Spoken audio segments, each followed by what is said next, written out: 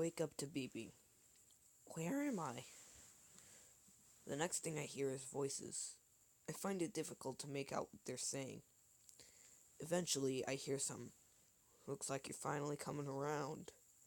Where am I? You're in a hospital, and I'm your doctor. Why am I in a hospital? Shouldn't I be back at home preparing for winter?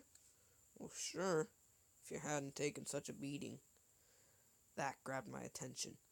What? The doctor begins to explain, and it's quite a long story, so here's what I picked up.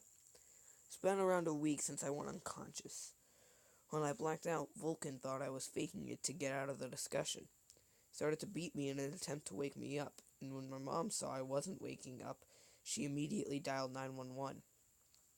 It was eventually brought to the court, meaning that if I survived, there was a high percentage that I would go to live with my father. Now, don't get me wrong, I would love to live with my dad and grandmother. The problem with that is my father, Luke Roberts, is disabled, and my grandmother, Lauren Roberts, has been in a wheelchair for as long as I can remember. What happened to Grandpa, you asked? Well, you're about to find out.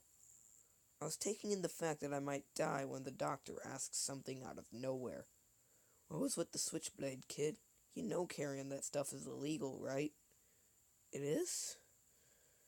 But I thought the right to carry weapons was in the Second Amendment. That is the right to bear arms, as in guns, he says. And what was with the word carved on the handle? What was it again? Angel? My heart sank. I started to cry. It belonged to my grandfather. Please get it back, please.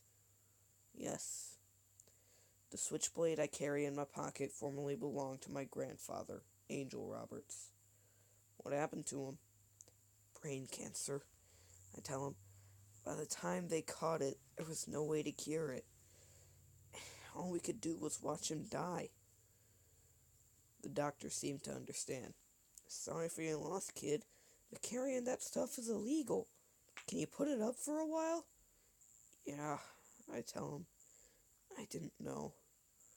Meanwhile, I had something else on my mind. What about Mom? And Harold? And Bella? The doctor turned to me. Your mother and brother were here a couple of hours ago. As for Bella, I don't know who you're talking about. Is she a sister? No, she's a friend of mine, I tell him. If she visits, let me know. I need to tell her something. The doctor smiles at me. All right, son. I'll let you know.